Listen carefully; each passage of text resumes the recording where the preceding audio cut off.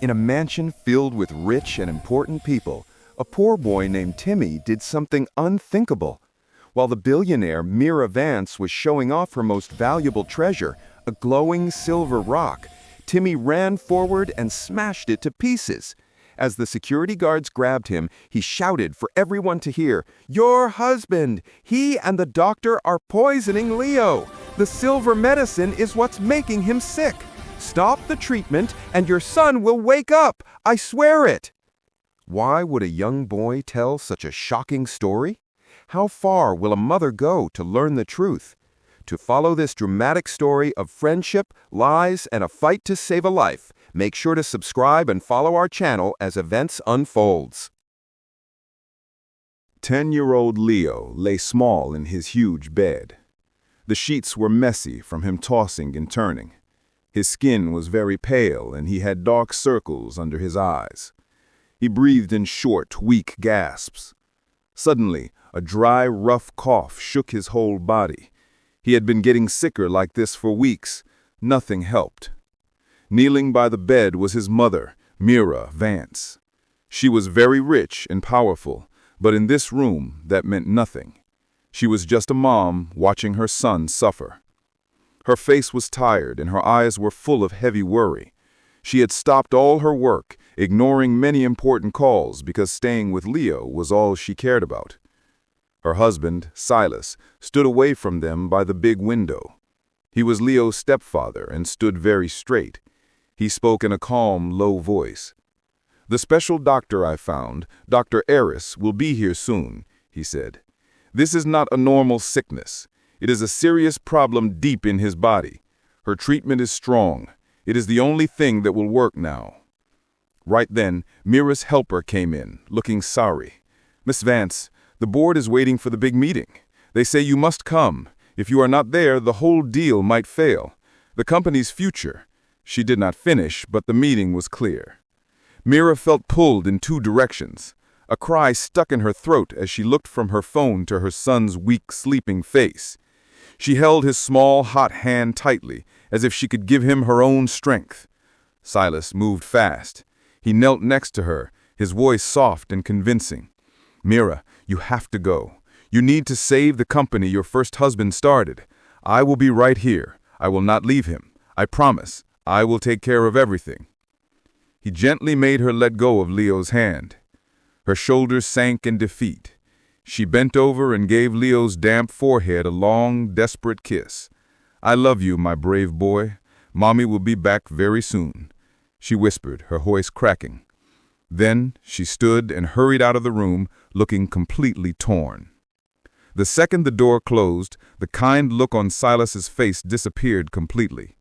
The warmth in his eyes was gone, replaced by a cold, empty stare. He looked down at the sick boy, and a slow, mean smile spread across his face. It was a look of pure, cold victory. His plan was working perfectly. Mira Vance didn't just inherit her wealth. She and her first husband, David, built it from the ground up. They were a brilliant team. David was the geologist with a visionary's eye, and Mira was the strategic mind who knew how to build an empire. Their breakthrough came when David discovered a unique silver vein with remarkable conductive properties, which he named Vance Silver. This silver became essential for a new generation of high-tech electronics. Together, they founded Vance Metallurgic, which quickly grew into a global powerhouse. Theirs was a partnership of the heart and the mind. Their greatest joy was their son, Leo, a cheerful and curious boy who was the living image of his father. Tragedy struck when Leo was 5.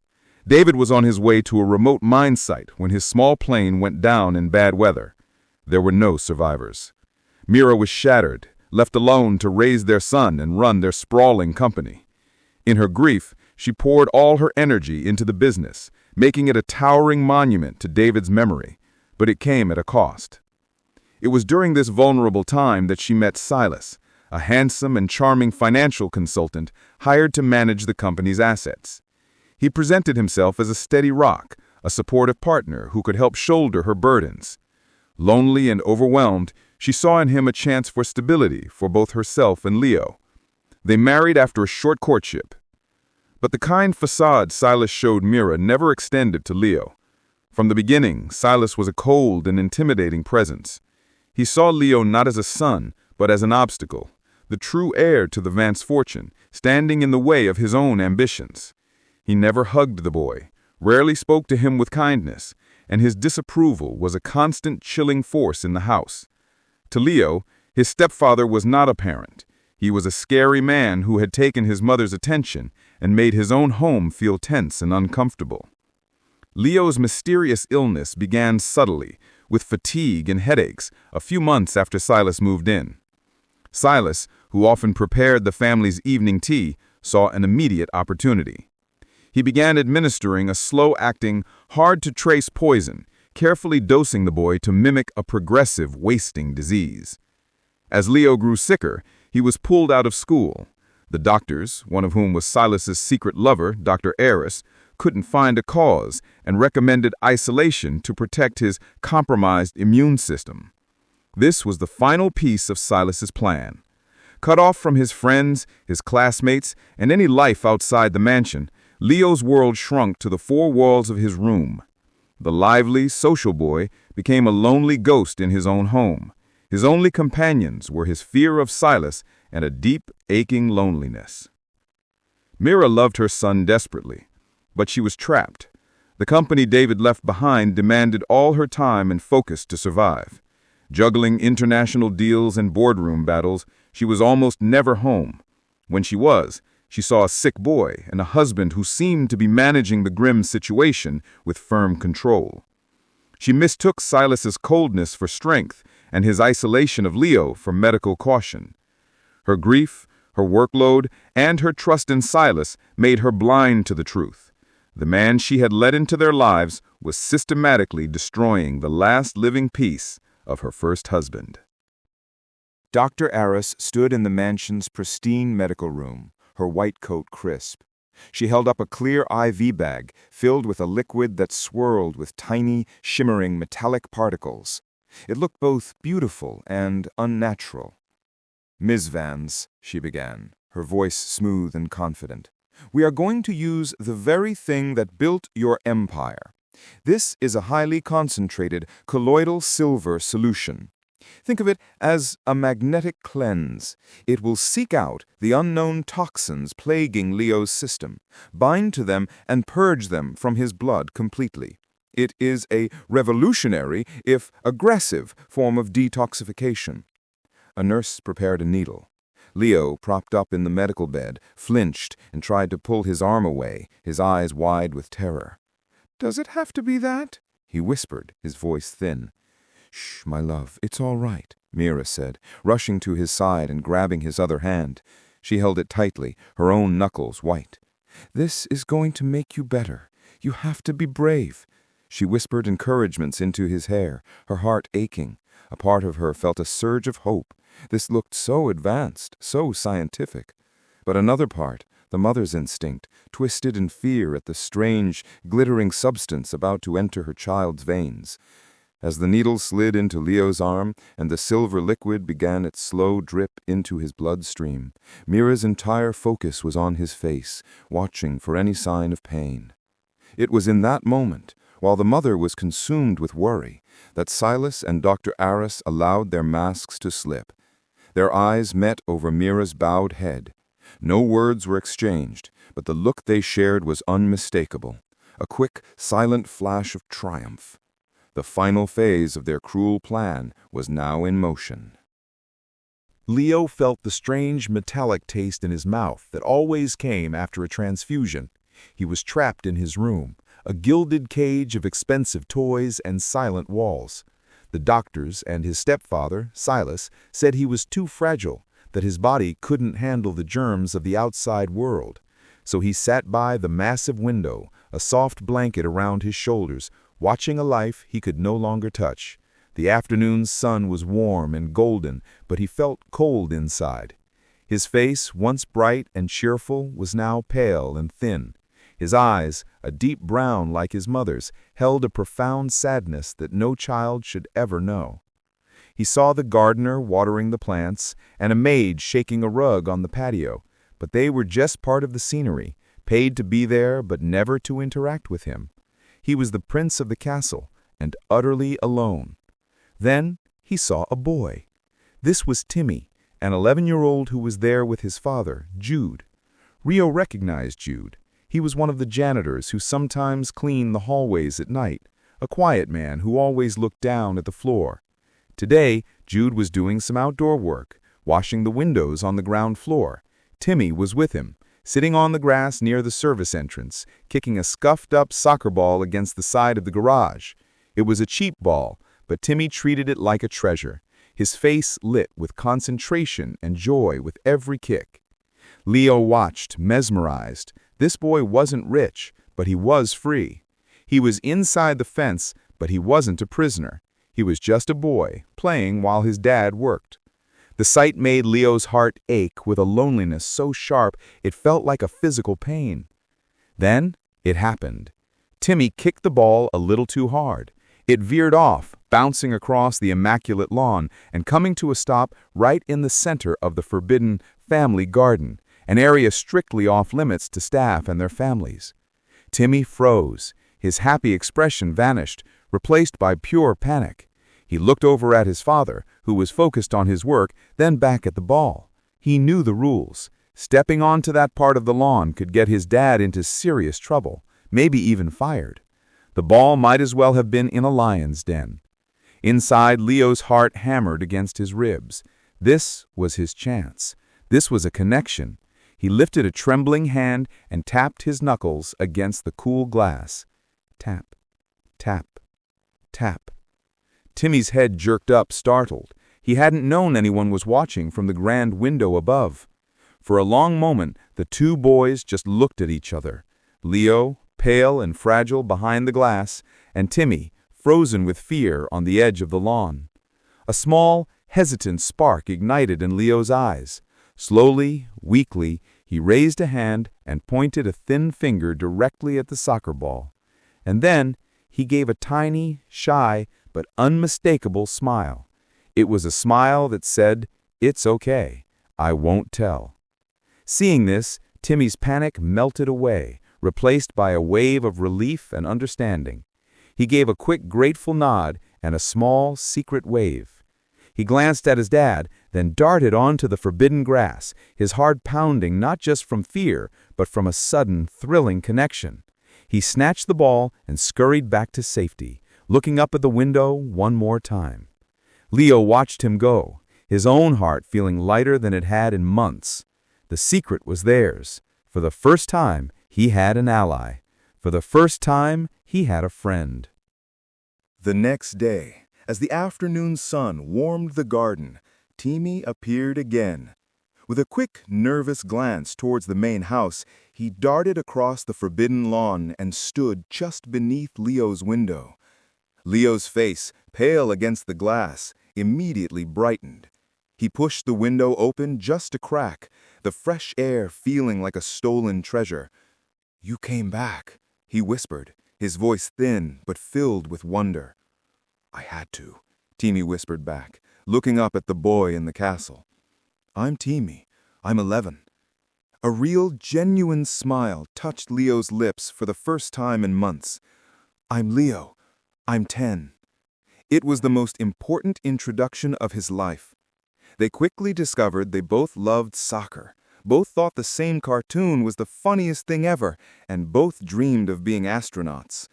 But the happiness dimmed when Leo explained why he was always behind the window. "I'm sick," he said, his voice dropping. "They say I can't go outside. I can't go to school anymore. I haven't seen my friends in so long." The loneliness in his voice was a physical weight. Timmy's cheerful face grew serious. "I don't really remember my friends from before either," he shared quietly. "We moved a lot after my mom. Well, I never actually knew her. She died when I was born. It's just been me and my dad." He looked at the vast garden, then back at his new friend, trapped and alone. That's really bad," he said, his own heart aching for Leo in a new way. They were both missing something important. Emboldened by this shared understanding, Leo leaned closer to the window crack. his voice becoming a scared murmur. "It's lonely in here. And my stepfather, Silas, he's scary. He never smiles at me. He just watches me. I don't think he likes me at all." Hearing the fear in Leo's voice, Timmy felt a surge of protectiveness. This wasn't just a rich kid, he was a prisoner, just like Timmy was a prisoner of his own lonely life. "It's okay," Timmy said, his voice firm and kind. "My dad works here a lot. I can come when he does. No one has to know. It can be our secret." He gave Leo a reassuring nod. "I'll be your secret friend." Leo's eyes welled up with tears of relief and gratitude. A secret friend! It was the most wonderful thing anyone had ever given him. "Tomorrow?" he asked, his voice barely a breath. "Tomorrow," Timmy promised, with a definitive smile. As Timmy slipped back across the lawn, Leo stayed at the window, watching him go. The heavy silence of the mansion no longer felt quite so heavy. For the first time, he had a secret. For the first time, he had hope. A secret friendship had been born in the shadow of the mansion, a tiny, defiant flame in the gathering darkness, built on a shared understanding of loss and loneliness. After that first tentative meeting, a fragile new hope took root in Leo's heart. The following afternoon, he was already stationed at his window post, his thin face pressed against the cool glass, a full hour before Timmy could possibly arrive. Every rustle of leaves made his heart leap, every distant sound of a car door filling him with both anticipation and a fear that it might be Silas returning early. When he finally saw the familiar figure of his friend darting from behind the old oak tree and across the forbidden stretch of lawn, a real, genuine smile broke through his usual pallor. It was real. He hadn't dreamed it. This time, Timmy didn't just stand there awkwardly. He had a plan. From his pocket, he pulled a worn deck of playing cards. He sat cross-legged on the grass, a defiant little king on the emerald green carpet, and Leo propped his elbows on the windowsill inside, his kingdom of isolation. They played a hushed game of war, with Leo whispering his moves down, Ace of Hearts, and Timmy moving the cards for both of them. When Timmy laid down a winning card, a sound escaped Leo's lips that was almost foreign to him, a soft, genuine chuckle. The joy in that small sound was a stark contrast to the oppressive silence of the mansion. The next visit, Timmy arrived with a rolled-up comic book, its cover creased from being read too many times. He held it up, carefully turning the page every minute or so, and Leo devoured the colorful panels, his eyes wide with a hunger for adventure and normalcy. They whispered theories about the hero's next move, their voices a quiet, joyful conspiracy against the grim reality of the house. Day by day, this secret ritual became Leo's lifeline. The heavy, leaden feeling in his chest would lighten as the hour of Timmy's visit approached. He began to save little treasures for his friend, the shiny silver wrapper from a rare chocolate, or a particularly interesting dinosaur sticker from a box of his vitamins. He would press these little offerings against the glass, a silent testament to their bond. Timmy, in turn, would grin and give a thumbs up, his own face beaming with the pride of a mission accomplished. Timmy's arrival became the single event Leo lived for, the anchor point of his long, lonely days. The mansion, once just a prison of sickness and silence, was now also a secret meeting place. It was a place where friendship, against all odds, was quietly blooming.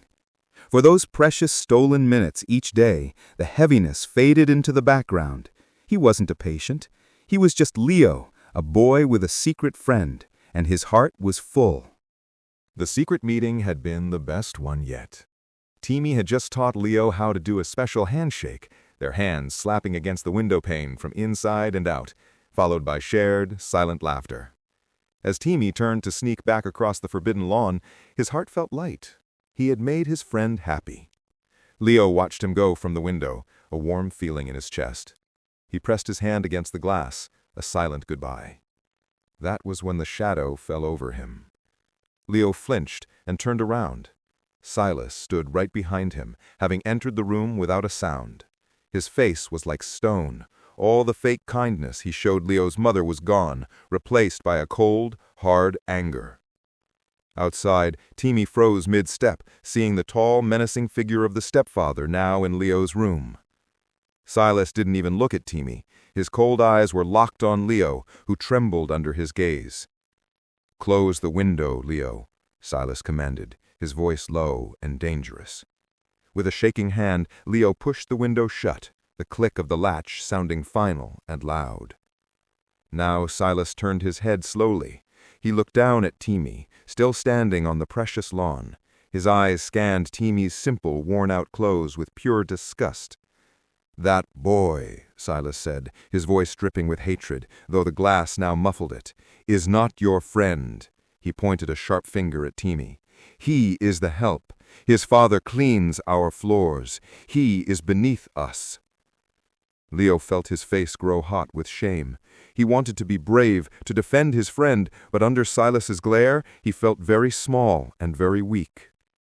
"This friendship," Silas continued, spitting the word out like it was poison, "is an insult to this family, and it is a danger to your weak health. He is covered in the dirt and germs of the outside. He will make you sicker." He placed a heavy hand on Leo's thin shoulder, making the boy flinch. "It must stop. It ends now. Do you understand me?" Tears welled up in Leo's eyes. He couldn't speak. All the happiness from minutes before was crushed. He could only nod, his head hanging low, his shoulders slumping in total defeat. Satisfied, Silas turned his glare back to the window and made a sharp shooing motion with his hand, his face a clear command, "Get out." Timmy stood his ground for a moment, his own face a storm of emotions. He saw the tears on his friend's face and felt a burning anger, but he was powerless. He gave one last long look at Leo, then turned and ran across the lawn, disappearing through the gap in the fence. He was gone, and with him, Leo's only joy. After watching Timmy flee, Silas stood for a moment, his mind working quickly. This was a problem, but also an opportunity.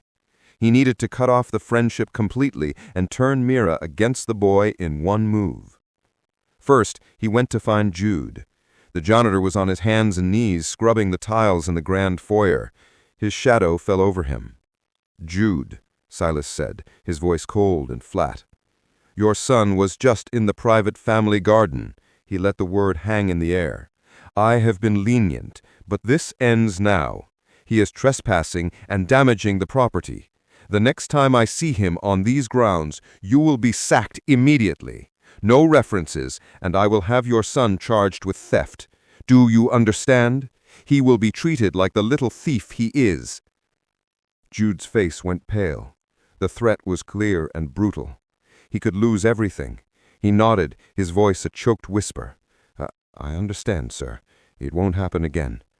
"See that it doesn't," Silas said, turning on his heel and walking away, his mission accomplished. Later that evening, he found Mira in her study, exhausted from a long day. He adopted a look of serious concern.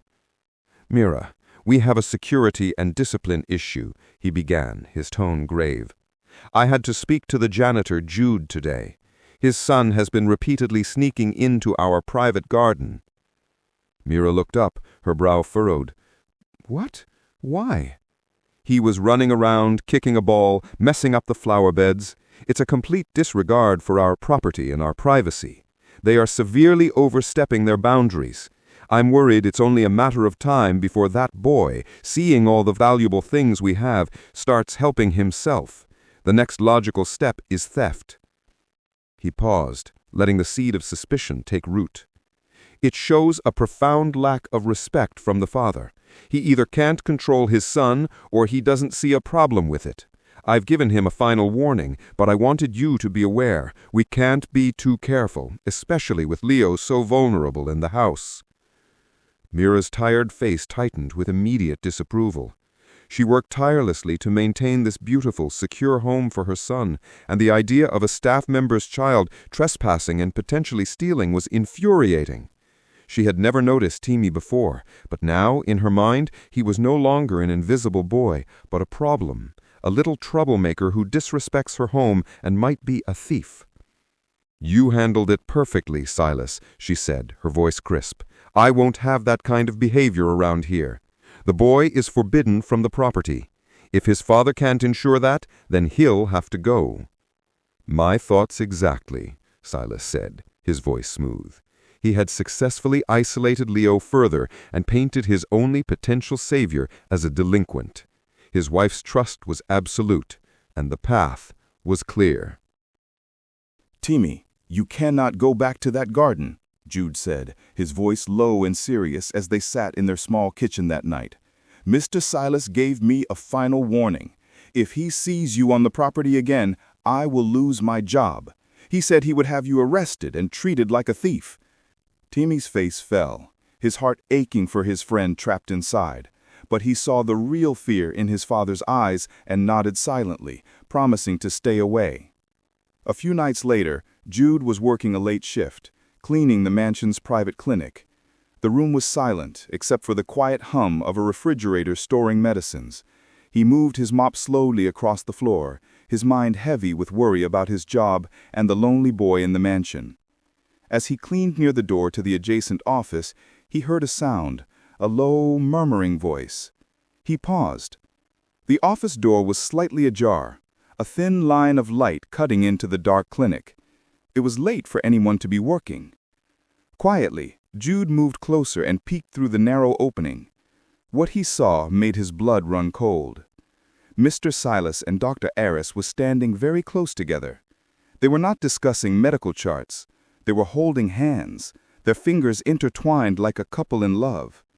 Dr. Aris had her head resting lightly on Mr. Silas's shoulder, and they shared a soft, intimate laugh. This was not a professional meeting. This was a secret. Then he heard Mr. Silas speak, his voice clear and cold. "The next transfusion," he said, a cruel smile in his tone. "It will be the last one he needs." Jude froze, the mop handle gripped tightly in his hands. His heart hammered against his ribs.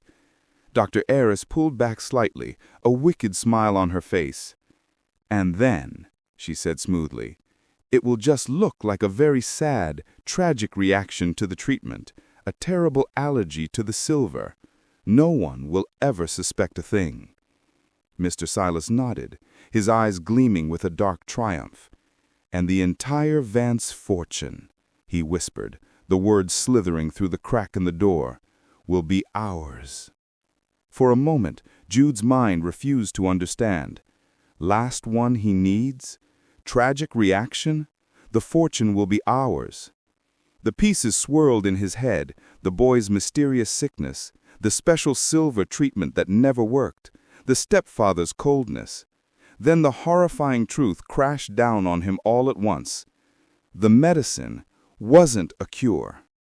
It was the poison. The very thing they were pumping into Leo's veins was what was making him sicker, what was going to kill him. And these two, the man who was supposed to protect him and the doctor who was supposed to heal him, were the murderers. They were slowly, deliberately killing a child for his family's money. Jude stumbled back from the door, his legs turning to water. He clamped a hand over his mouth to stifle a gasp of pure horror. His eyes were wide, staring at nothing as the terrible truth sank in. The kind, lonely boy was going to die, and he, a poor janitor, was the only one who knew. Later that night, in their small, quiet apartment, Jude sat Timmy down at the kitchen table. His face was pale, and his hands were shaking. He looked more scared than Timmy had ever seen him. "Timmy," Jude began, his voice a rough whisper, "what I saw tonight, it was evil." He took a deep, shaky breath.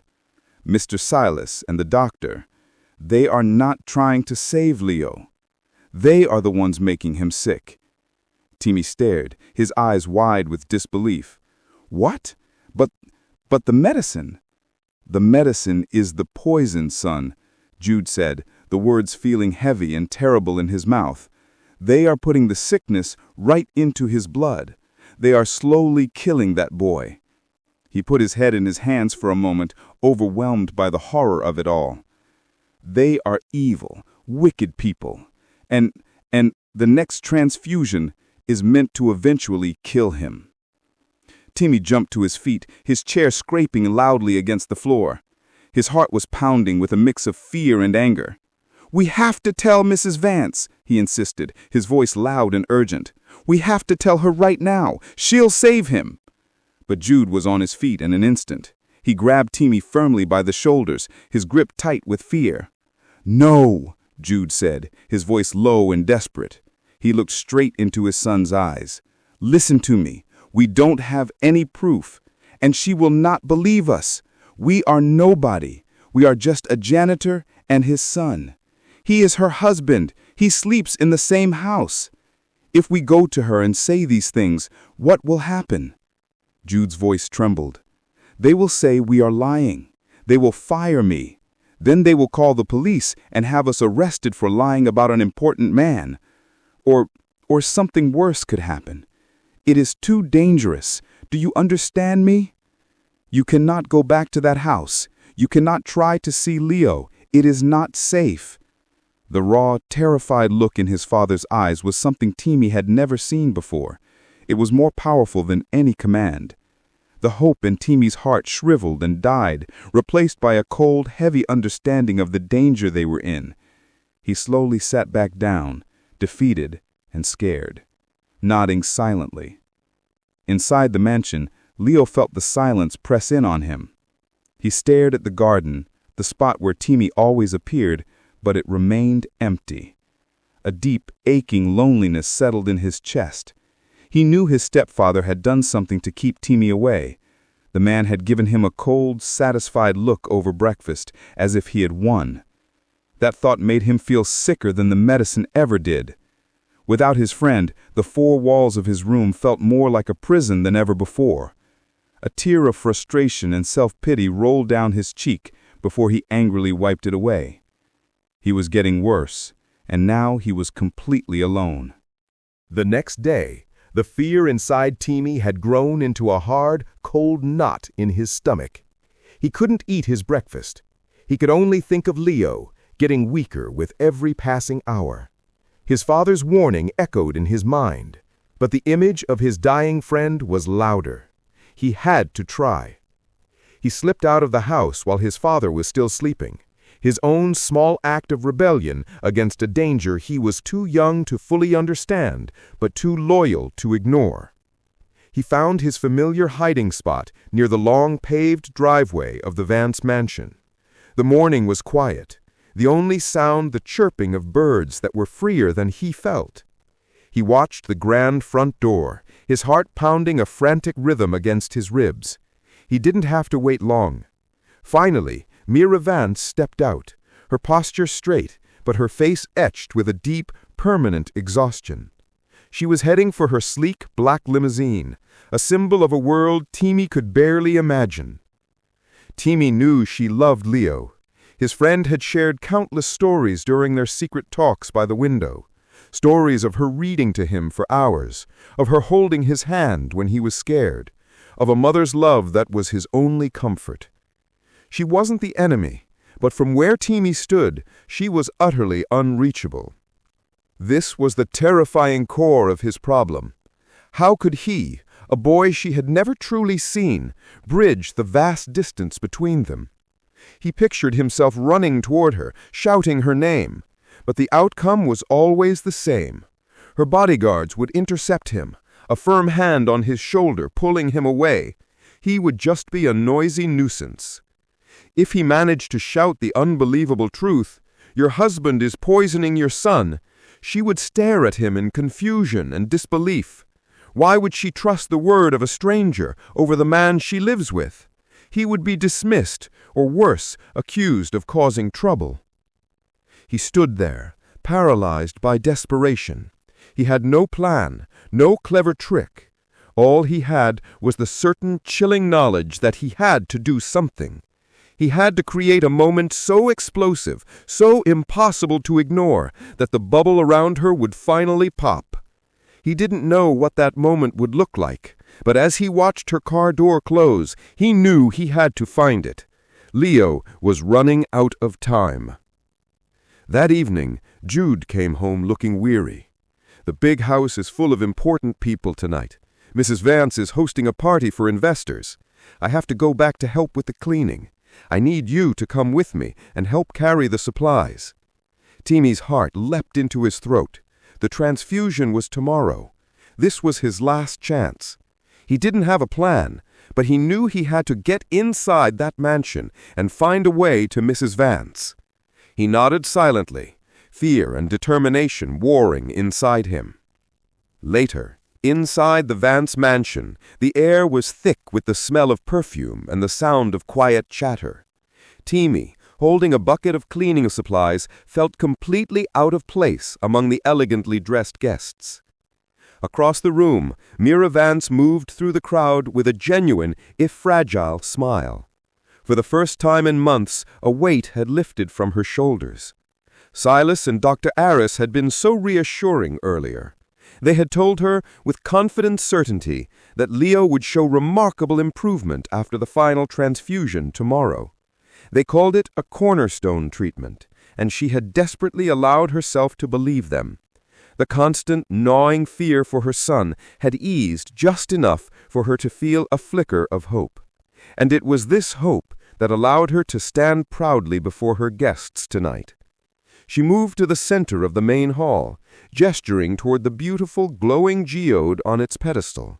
"This," she announced to the captivated crowd, her voice warm, "is the first piece of Vance silver my late husband ever discovered. This is where our fortune began." Timmy's mind raced. This was it. He had to act now. He pushed his way through the crowd, ignoring the startled looks. "Mrs. Vance," he called out, but his voice was lost in the noise. A guard moved to stop him. In a panic, he dodged past him. His eyes landed on the glowing geode. It was the most important thing in the room. Without thinking, driven only by desperation, he climbed onto the pedestal and shoved the heavy geode with all his might. It fell to the marble floor with a deafening crash, exploding into 1,000 glittering pieces. A collective gasp of horror filled the hall. The hopeful atmosphere shattered as completely as the geode. Guards were on Timmy in an instant, tackling him to the ground. Mira stormed over, her face a mask of fury and disbelief. Her moment of hope was ruined. She remembered Silas's warning about this boy, a noisy nuisance who didn't respect boundaries. Staring down at him, surrounded by the ruins of her most cherished treasure, she demanded, "Why? Why would you do this?" The glittering shards of the geode still skittered across the marble floor. The grand hall was frozen in a stunned silence, broken only by Timmy's ragged breaths as he struggled against the guards holding him. "It was the only way to make you see me," he shouted, his young voice cracking with raw emotion. "To make you listen. Your husband and the Before he could finish, Jude, who had been watching in paralyzed horror, rushed forward. His face was ashen. "Timmy, no, stop," he pleaded, clamping a hand firmly over his son's mouth. He looked desperately at Mira, his body trembling. "Please, Miss Vance, I apologize. I am so sorry for my son's behavior. He doesn't know what he's saying." Seeing his chance to control the narrative slipping away, Silas stormed forward, his face a mask of fabricated outrage. "You see?" he snarled, pointing a shaking finger at Timmy and Jude. "I told you this boy was trouble. He's a vandal and a nuisance, and the father is clearly incompetent. Get them out of here. Lock them up. I will make sure they regret this deeply." But Mira's eyes were fixed on the scene, her mind working quickly, cutting through her initial fury. The boy had done something monstrous, but his words echoed in her ears. The only way to make you listen. He had a message for her, a desperate one. And his father, who looked utterly terrified, had not tried to defend the action, but had specifically tried to silence the boy's words. Why? Her maternal instincts, so often buried under her CEO persona, surged to the forefront. Something was deeply wrong here. This wasn't just about a broken rock. As the guards began to drag Timmy and a protesting Jude away, Mira's voice cut through the chaos, low, calm, and dangerously authoritative. "Wait." Everyone froze. Silas turned to her, his eyes wide with surprise and a flicker of panic. She looked directly at her head of security. "Take them to the library, both of them. Keep them there, make sure they are comfortable, but no one speaks to them until I give the order. Is that clear?" The guard nodded. "Yes, Miss Vance." As Timmy and Jude were escorted away, Mira stood amidst the ruins of her past, her gaze shifting from the broken geode to her husband's agitated face. The hopeful evening had shattered, but in its place was a chilling, cold certainty. Something was happening, and she was going to find out. As the hum of the party faded downstairs, Silas stood by the bedroom window, a single glass of whiskey clutched in his hand. The ice had long melted, but he didn't notice. His mind was a storm. The boy's cry, "Your husband," echoed, a terrifying crack in his perfect plan. What did that little beggar know? How much had he seen? The janitor's frantic attempt to silence him spoke volumes. The father knew something too. Tomorrow was the final transfusion. The silver would complete its work, and Leo's death would be written off as a tragic reaction. With the heir gone, Mira would be broken, vulnerable. It would be a simple matter, a car accident, a fall, to ensure the entire Vance fortune passed to him, and then to his lover, the doctor. But this boy, this insignificant speck, threatened to unravel it all with a few shouted words. He found Mira already in bed, her eyes closed but her face tense. "You are exhausted, my love," he said, his voice a practiced balm of concern. He gently took her hand. "Do not trouble your mind with those peasants tonight. They are nothing. We will deal with them properly in the morning." He kissed her forehead, feigning a protective calm he did not feel. She merely nodded, too drained from the evening's shock to protest. But Mira could not sleep. The image of the geode shattering replayed behind her eyelids, but it was the boy's desperate, tear-streaked face that truly haunted her. The only way to make you listen.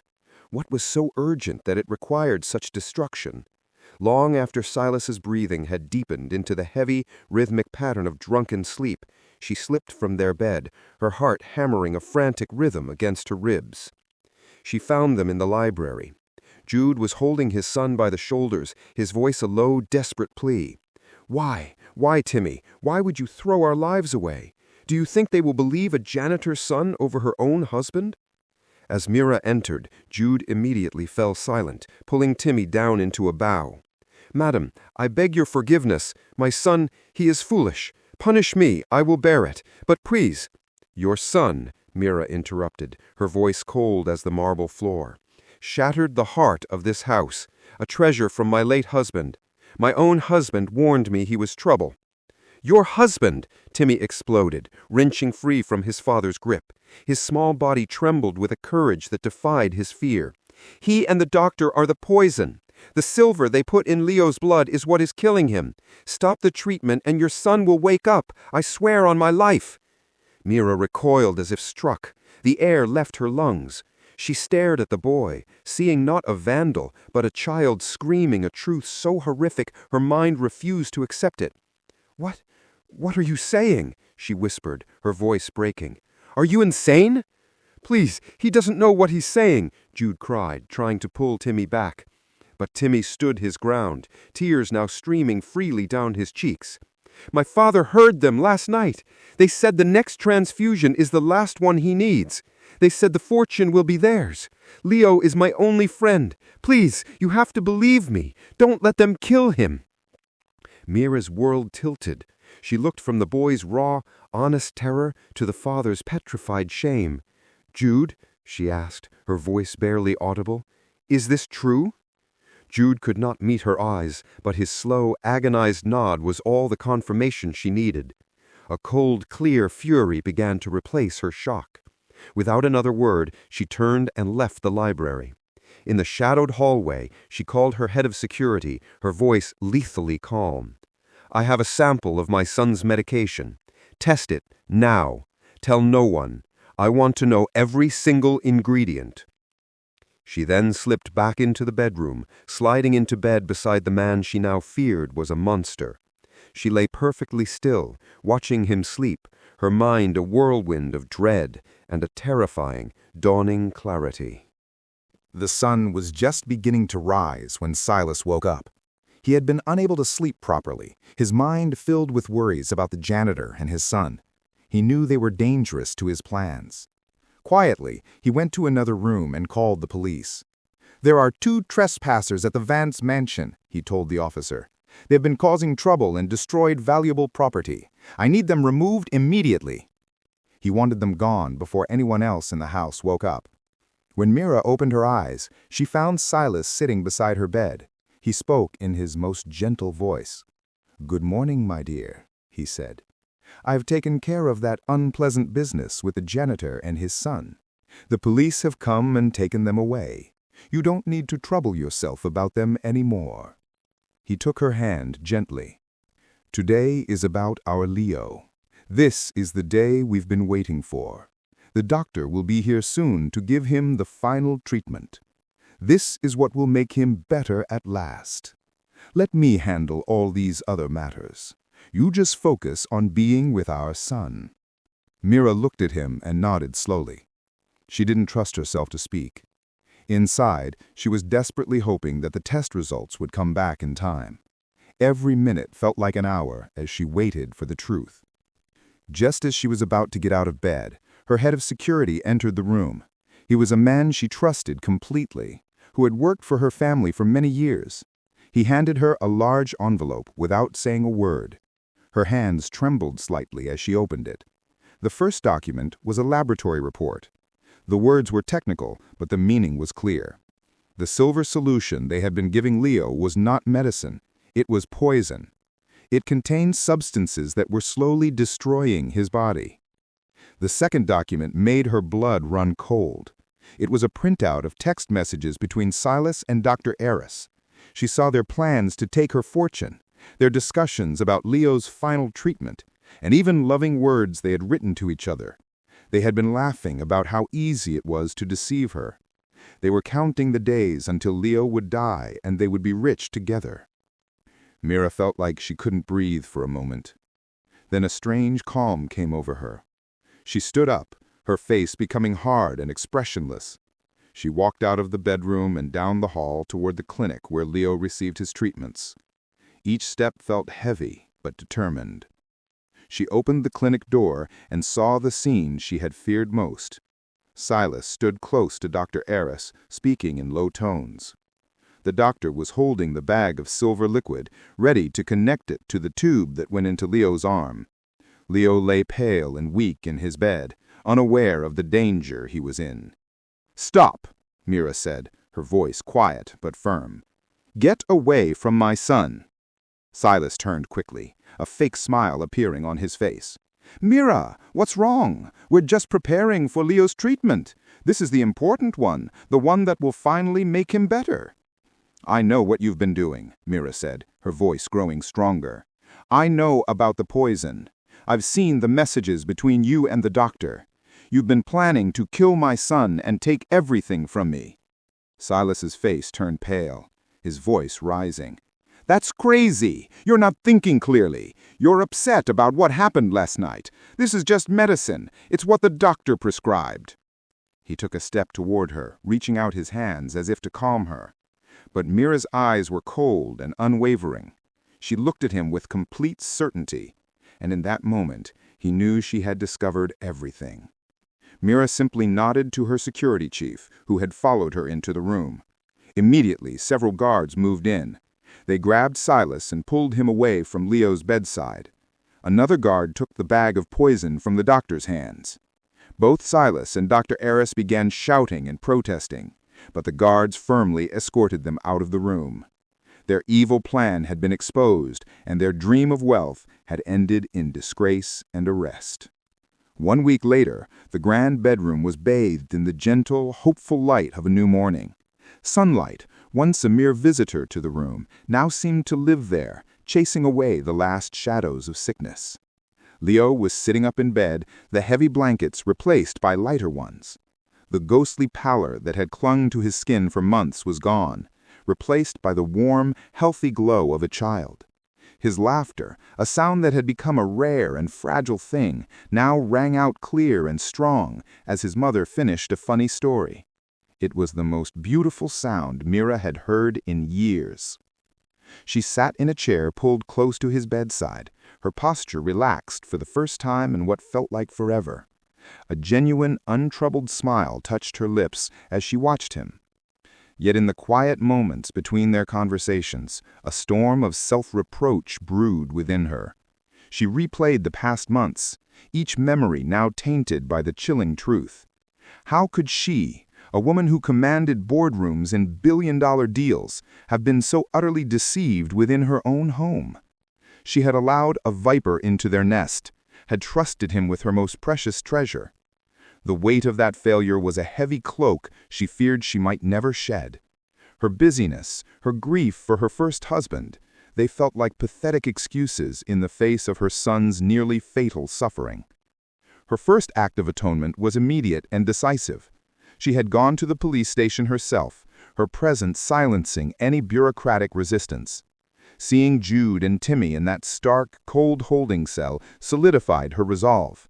She brought them back to the mansion not with the distant gratitude of an employer, but with the profound humility of a mother whose debt could never be fully paid. "You have given me back my world," she had told them, her voice trembling with the vulnerability she rarely showed. She didn't just give Jude a raise, she offered him a permanent senior position overseeing the estate.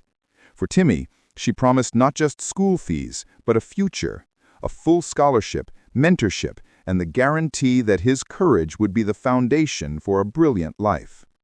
Now, as Leo's laughter faded into a happy sigh, the bedroom door eased open with a soft creak. Timmy stood there, hesitating on the threshold. He was dressed in new, well-fitting clothes, a visible symbol of his changed status. He was no longer the invisible boy from the other side of the fence, but a welcomed guest, a cherished part of their lives. "Timmy!" Leo's exclamation was pure, unbridled joy. His entire face illuminated, and he struggled to sit up straighter, eager to be closer to his friend. Mira rose gracefully and crossed the room. She didn't stand over Timmy, instead she knelt, bringing herself to his eye level in a gesture of deep respect. She took his small, sturdy hands in her own, her eyes glistening with unshed tears that caught the morning light. "You saved my son," she said, her voice a soft, emotional whisper that carried the weight of everything they had endured. "When I was blind, you saw. When I was too busy to listen, you found a way to make me hear.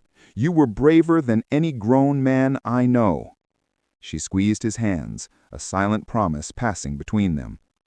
Timmy, initially shy under such intense gratitude, broke into a warm, relieved smile, his gaze shifting to meet Leo's.